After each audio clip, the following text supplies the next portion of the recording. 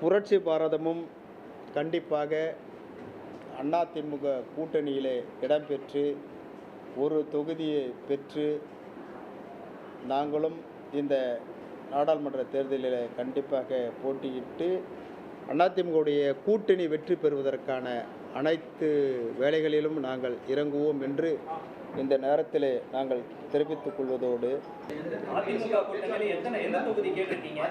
இல்லை, அதிமுக கூட்டணியில்